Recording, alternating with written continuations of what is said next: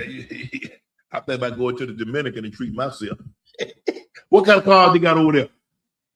They drive mopeds. Oh, what they got? They got something with like long hair and light skin. Yeah. Oh yeah. Wait, that's the DR. Like you talk about Dominican Republic. Yeah, that's what I'm talking about. What they do out there? Man, Ocho Cinco, you simp, shut the hell up. You know exactly what Shannon Sharpe is talking about. Okay, you know he's being funny and you want to pretend like you're just so squeaky clean because every time we look up, you're simping to some new woman who's pretty much running your show, controlling your finances and your future outcomes. Ocho Cinco, you have literally sold out. Matter of fact, every female he's ever been associated with is basically a chick that's like from the DR or Colombia or one of these other like Spanish countries. He knows exactly what Shannon is talking about, but he wants to play this role like he's holier than thou. He doesn't be doing the same thing. Shut the hell up, Ocho. I mean, but I understand. A lot of these retired athletes, they're trying to diversify. You got to worry about your image. You got to worry about people saying stuff about you, etc. The beautiful thing about Shannon Sharpe is he's already been through the fire. And he came out on the other side stronger, leaner. And he's already seen the worst of the worst. His own community, his own Black community, literally destroyed him on social media, on Twitter. Those are the only people going after Shannon Sharpe was Black people. And he survived them. His own people. It doesn't get any worse than that. So the man's been to rock bottom. He can do whatever he wants now. There's no downside. He's already been through the hellfire. Ocho Cinco is still going to tiptoe and play these games. But, man, that's what I like about Shannon. He survived the worst of the worst. So, and he's still here. He's still doing his own thing. You know, the money will come and go. The offers, the contracts, it comes with control. It comes with, somebody else that has leverage over your future and over your progress. But he's used to getting that paycheck. Now he's just an independent personality. And you know what we like? You know what the public likes about independent personalities? We like your personality. That's the whole purpose of being a personality. If we wanted a talking head that's just going to read a teleprompter, we'd tune in to CNN. I don't watch CNN anymore. I watch independent shows, podcasts. I watch Shannon Sharpe. I prefer a personality because guess what? When we're done, that's why I like Mace and Cameron, because once we're done talking sports, well, now we can talk shop. Now we can talk shit. You know, we understand each other. We're all kind of men who are into the same thing. Pretty women. The key is, how do you access pretty women without them suing you or trying to use you to come up, further their family by leveraging false allegations against you for abuse, false pregnancy allegations like they did Matt Barnes, or you're dumb enough to marry her, but all she was in it was for the money. Like when, what was it? Ocho Cinco that had recently got married, and they were married for like 3 days. And then she wanted to sue him for alimony. Was that Ocho Cinco? Hold on, let me ask. Let me see. Hey, Arthur, do me a favor. Was it Ocho Cinco that was recently divorced? The athlete Chad Ocho Cinco that was divorced, and they were only married for like a matter of days, and then she was like, "Yeah, I want alimony." Which famous athlete was that just happened to? Do you know?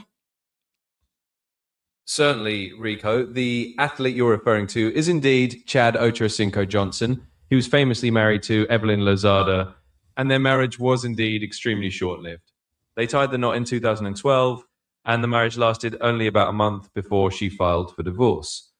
That situation got a lot of media attention, especially because of the circumstances surrounding it. So yes, it was Ochocinco and Evelyn Lozada.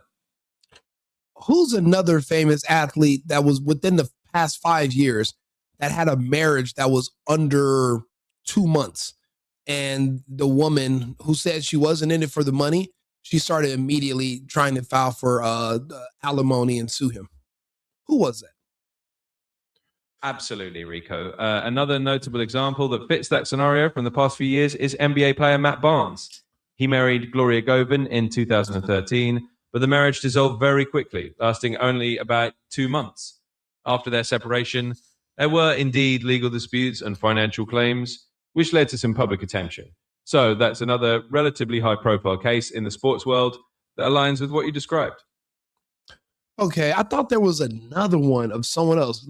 Are you sure there's no other ones that you can see that was like a famous athlete and a really short marriage? Certainly. Let's dig a bit deeper. Another well-known example that comes to mind is NFL player Terrell Owens. He had a notably brief marriage to Rachel Snyder in 2014, which lasted just a couple of weeks before they split up. Owens also faced legal and financial complications afterward, although not necessarily an immediate alimony battle. Still, it's another case of a high-profile athlete with a very short-lived marriage with big public attention. Hopefully that's the one you were thinking of. You know what? I'll be honest. I thought it was someone else, but those three are good enough, Arthur. I appreciate it. Thank you. So you got to think about it. Ocho Cinco went through something like this. A lot of these celebrities go through it. Shannon never did. He didn't go through the marriage thing. He has kids, didn't do the marriage thing. So in his situation, if you're not going to marry her so she can hit you with alimony, and you're not going to get her pregnant on purpose, she can't tether herself to your finances through child support, well, then she's going to have to accuse you of abuse. Now, he did go through a settlement with this OnlyFans girl, and then she announced that she's retired. But I'll be honest with you, 70% of that money is already gone. From the beginning, from the top of this year, when that case went through, and it was an undisclosed amount, I'm guessing she, after paying her lawyers, she got maybe 10 or 11 million. When you're a person who doesn't know how to make money, you burn money.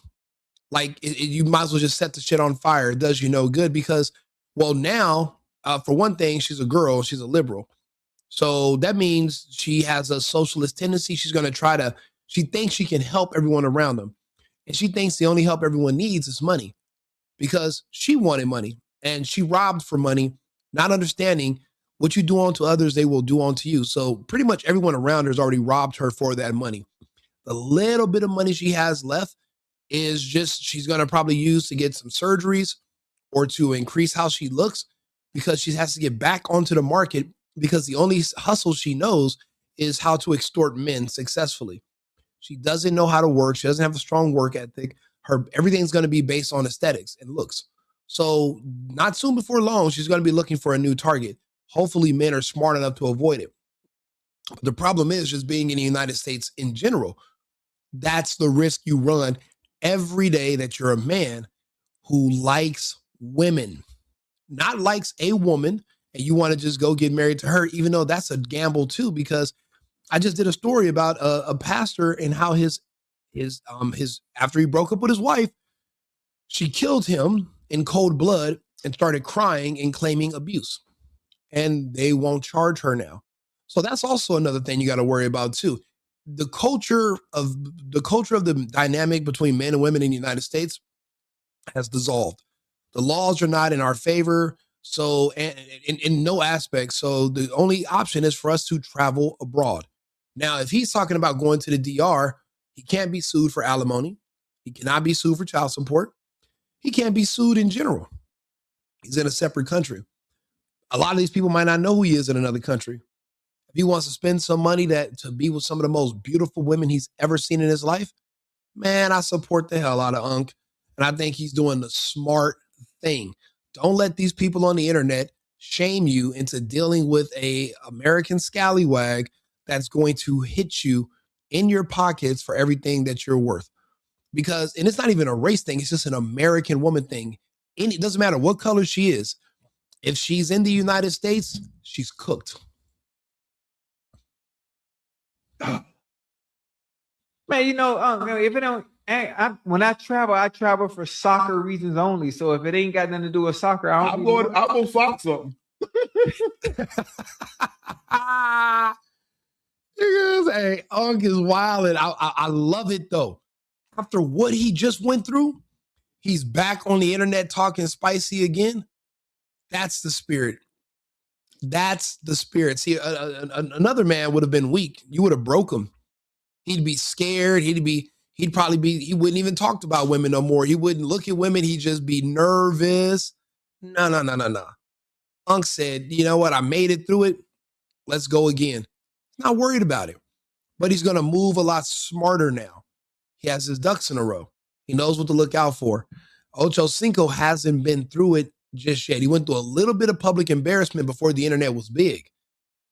He's scared to go through it now because he's seen what happened to Shannon Sharpe. Actually, I'm trying to think, did Ocho Cinco turn his back on Shannon just a little bit, or did he ride it out with his boy?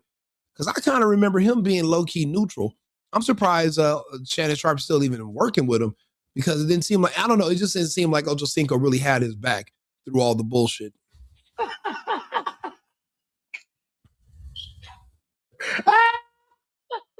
And look at Ocho Cinco. He's kind of like fake laughing because he's like, he fell for he's one of the people from the mindset, you didn't learn, they didn't beat you into submission enough, you want more, you're going to go back to Trump. Bro, you can't run. They're going to chase you. They have to know that you don't have any fear. They have to know that you're going to stand tall.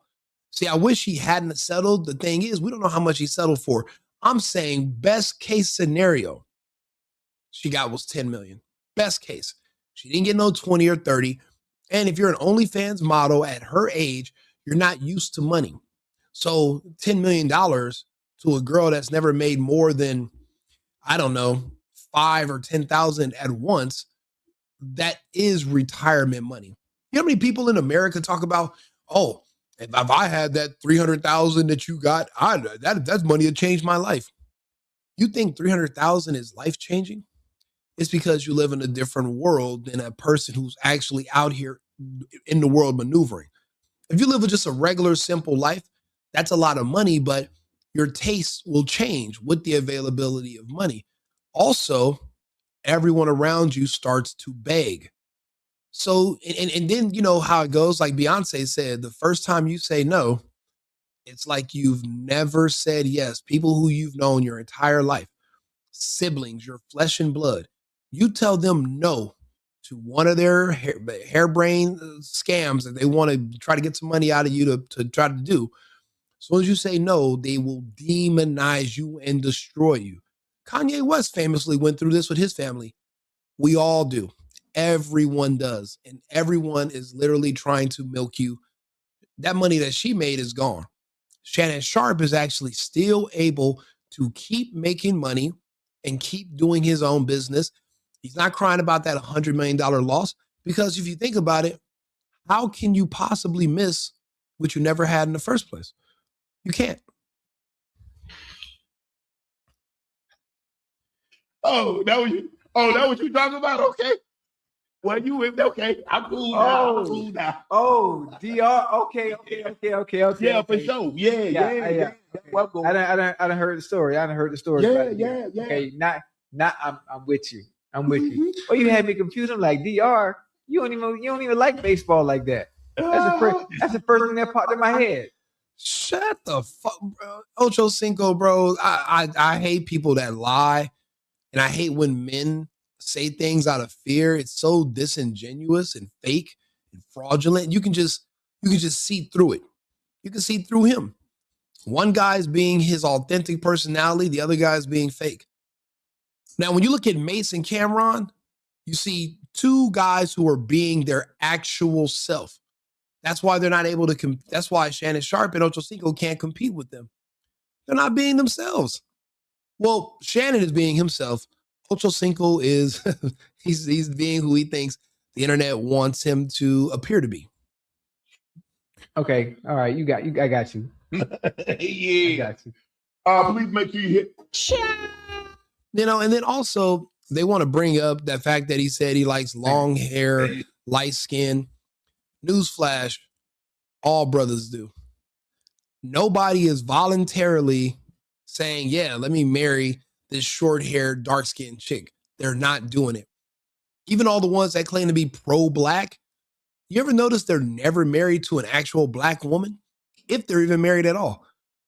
And if they do take a wife, she's as close to white as he can get. They're all going to be light-skinned, long hair. That's who men from this background, that's who they marry. They don't want dark-skinned women. They don't even want dark-skinned women at their clubs. A lot of clubs around the country won't even let dark-skinned women in the club just because they record everything. They think everything's about race. They're extremely insecure about how they look, no matter if they're beautiful or not. And it's just a risk. It's a risk. They'll literally say, oh, you're a racist. You looked at another girl, or, oh, whatever reason. Even me, I've been with a dark-skinned woman who swore I liked white girls and light-skinned girls. But I'm like, why are we together? How we meet? Obviously, I like everything. I like a variety of women. I don't have a particular set preference. But a lot of men do. You know, even here, I'm in Arizona right now. If I try to bring a dark-skinned or a group of dark-skinned girls to the table, if I'm having, you know, we're popping bottles, they'll be like, hell no. My friends, they'll be like, never, no, never, negative. They got to go. They wouldn't want them. Just because everybody's had their own separate lived experience.